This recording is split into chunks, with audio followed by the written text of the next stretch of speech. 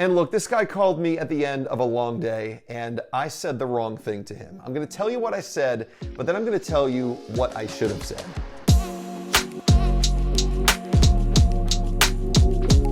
Welcome back to the Moneybeard channel. My name is Rob Anderson, and I'm the founder of Moneybeard. And here on this channel, we teach you how to make more money. You know, I feel like I've heard pretty much every price objection there is at this point in my career as a magician. And by the way, if you're not in the entertainment industry, you're going to get something out of this video as long as you ever talk pricing at all with clients. Because there are a few pricing objections that go beyond just the, hey, can you do it cheaper? Hey, I think I found somebody cheaper. There are some that really just hold a special place in my heart because they were so ridiculous, so memorable that I had to make a video about it, which is what we're doing today. Let's get into these. I'm going to go over each of these objections, and I will also tell you how I responded, and in at least one case, how I should have responded. We'll get to it though. First up is the guy who told me, your prices are way high. I found cheaper prices from other magicians. Now the thing about this is, this was said to me after I had already had a long conversation on the phone with this individual. I took him through a typical sales call. I learned about his needs. I demonstrated value, first step in the dentist system. So I explained at the end of the call, I gave him a little verbal quote on exactly how much I would charge to perform MC services and perform my show at his corporate event. A couple of days later, I followed up with him via email, and I got a response back from him that simply said, your prices are way high. I found cheaper prices from other magicians. I felt insulted by this. I felt like my time had been wasted. And overall, I was just frustrated that after going through a sales call and explaining the value of exactly what I was providing, he would not only go and price shop and book someone cheaper, but come back and complain to me that my prices were way high.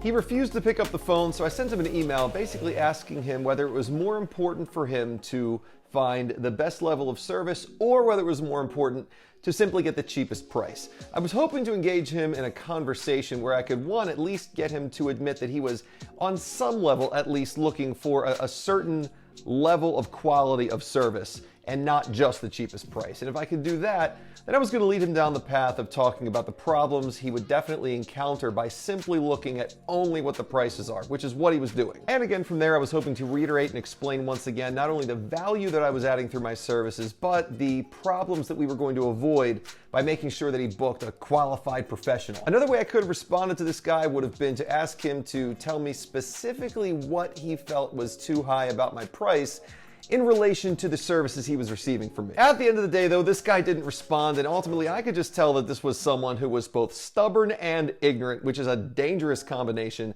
and all he was looking at was price A and price B, and in his mind he was just saying to himself, well, this guy does a magic show for $300 and this guy here does a magic show for $4,000, and there's clearly no difference in magicians, so this guy's cheaper, and hey, your prices are way high. And that's what was going through this guy's mind. I don't want to work for people like that. These people, you know, for all I care, someone like that can be somebody else's problem. So next, gonna pause the video real quick to ask you to smash the like button. Always helps me out just when you destroy that like button for me. Like actually physically punch your phone right now. Like hit the like button, really hit it, like you mean it. Next memorable price objection was the guy who went to my website, saw the prices, called me to ask for the prices anyway, requested a discount, and then told me, quote, $300 for 6 minutes? Huh. Sounds pretty steep to me. Okay, so a little backstory on this. This guy called me after going to my website for my marriage proposal services, which start at $299, and that's a steal of a price as far as I'm concerned, because what you get for that is a personal performance by me for your marriage proposal that includes a romantic magic show for two, that includes a romantic storyline. We talk about your love story, and at the end of the magic, the final trick ends with you proposing. The final trick ends in the marriage proposal. It's amazing. It's a story you can talk about and tell people for the rest of your lives. Most of the time, the girl cries at the end. It's just an incredible moment, and the value, in my opinion, is worth well above $299. Okay, so this guy calls me after seeing all this and seeing the price on the website, and he asks me if I'm offering any discounts. And what you tell him it's not a discount service. There's no discounts currently available. So after being to the site, seeing all this, seeing the pricing, he calls me anyway, and he wants to know, all right, so how much you want for this? And I tell him the pricing starts at $299. And he proceeds to tell me, yeah, $300 bucks, huh? $300 for 6 minutes. Sounds pretty steep to me. And look, this guy called me at the end of a long day, and I said the wrong thing to him. I'm gonna tell you what I said, but then I'm gonna tell you what I should have said. I started explaining to him all of the reasons why my service is worth what it's worth, and why I'm the best at what I do, and why I charge a certain amount for the service.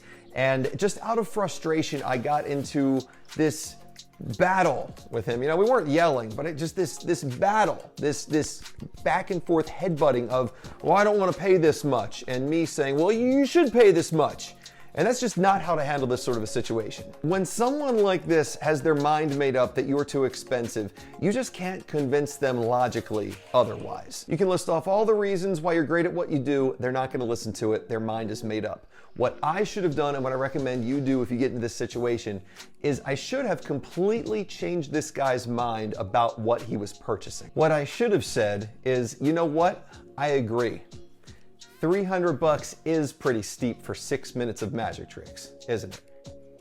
But you're not paying for 6 minutes of magic tricks. I want you to picture something for me for a second. I want you to imagine that it's 10 years from now. You're married, maybe you and your wife have a couple of kids, and maybe your daughter runs up to mommy one day and she says, "Mommy, how did daddy propose?" And as your daughter looks up at her, eager to hear the story, your wife gets to tell the story about how you took her to Las Vegas and you found a real Las Vegas illusionist who performed a romantic, private magic show just for the two of you, just as the Bellagio fountains were going off in the background, and how it was the most romantic thing you had ever done for her. Now I want you to imagine that instead of telling that story, she tells the story of how you saved a few $100s by doing the same thing that every guy does, and you went and you popped the question in the quickest, cheapest way possible. But hey, you saved a few $100s. And at this point, I'd relate to him. The $300 you're paying, it's not for 6 minutes of magic. It's for a lifetime of stories that you're going to be able to tell your friends and your family, your children, grandchildren, and memories that are going to live with you between the two of you for the rest of your lives together. That's what you're paying for. And all of that is true, by the way.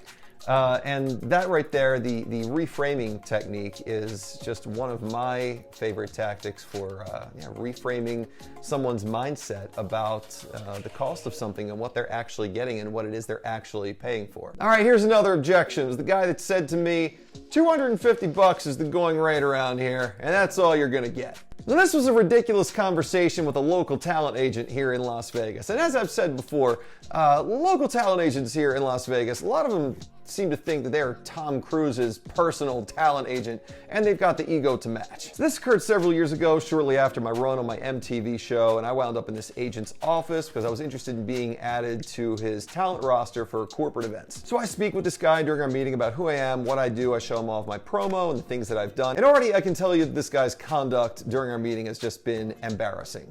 He's just had a general air of superiority about him. But we get to the point in the meeting where we're discussing numbers, and I let him know that for the services we're talking about, typically for corporate events of a large scale, like we're discussing, I usually receive $1,000 an hour to perform the services we're discussing.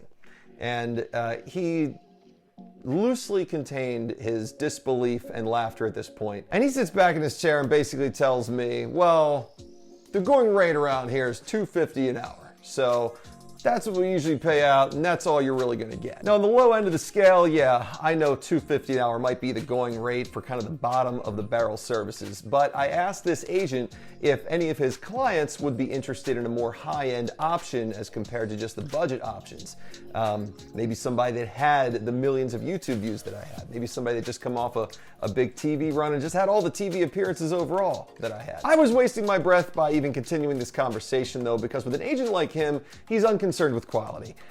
Agents like that will send anyone they can get to work for cheap out to a client's event, and they will mark that price up that they're paying out to that performer like 10x. And normal, well-adjusted people would have responded well to my conversation about this. Well, really, I mean, they wouldn't have even said the thing about the going rate being $250 anyway. Anyway, he told me he'd put me up on his website and never did. So next, final ridiculous pricing objection that I've heard. This was sort of an honorable mention because this didn't really occur during a client talk. This actually occurred during a job interview. As you may or may not know, depending on how many videos of mine you've watched on this channel, back in the day, I had a career in IT, and this occurred about a year and a half after I got out of school. I had been working in IT for about a year and a half, and I went on a job interview for a job that paid a little more than I was making at the time. The job I was interviewing for paid $45,000. So anyway, I went on this interview, and I'll be completely honest, I didn't kill the interview, okay? I was still fresh in the field. I was still learning. A year and a half into your career, you still don't know much. So the interview could have gone a little bit better, but at the end of this interview for this $45,000 job, the guy actually says to me, he looks me square in the eye, and he says, "You know what? I swear he did it like this too." He crossed his arms and everything. He goes, "I don't think you're worth $45,000. Maybe 40." As a younger guy, pretty much still fresh out of college, I didn't know how to respond to this. So I think I probably just kind of nodded along like, okay, yes, I understand. Let me tell you, if you ever quote a price to somebody, or if you're in a job interview for that matter, but if you ever quote a price to somebody and they come back at you by telling you that you're not worth that amount of money you want, just get up, walk out of the room, get into your car, drive home, and eat a sandwich or drink a beer. Do whatever you want to do. There is no constructive conversation that's going to take place with a person that actually tells you, "I don't think you're worth that amount of money." All right, it's just not how you talk to people. It's not how I do business. I would never say it to somebody. There are so many better ways to say that. I mean, you could even say, you know, "I can't see myself spending this amount of money on this service.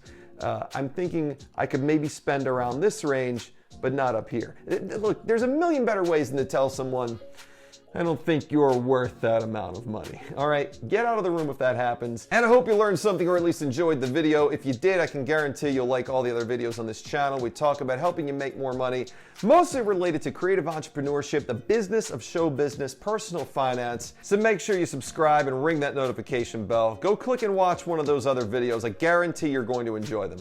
Do it now.